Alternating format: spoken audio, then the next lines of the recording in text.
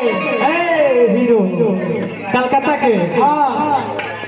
हमारा में घर के भोर ही निकले के बाद टिकट बा ओने पाड़ा में से बता 6 बजे भोरे हो जौन कपड़ा बा धोवा के प्रेस करे के लाइल बनी पुरनकी बेगिया में सरिया की हो अब भोरे निकले के बा हमारा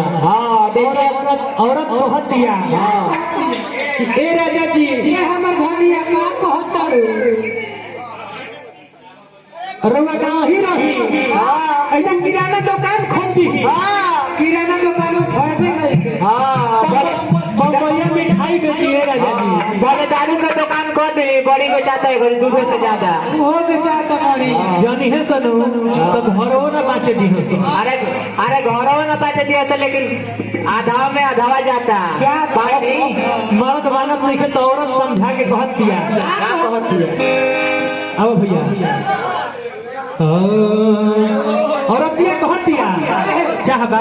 अच्छा कौन सा बिंजू पर डालो तो नहीं जा पहले पीढ़ी आओ अरे की रखबो का सवतिया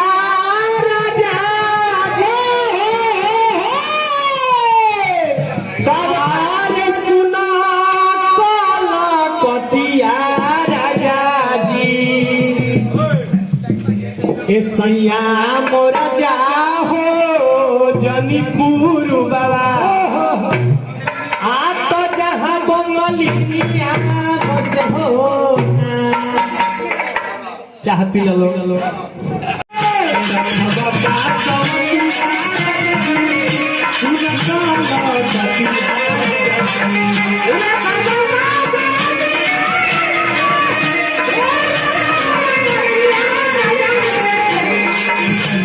राजा हो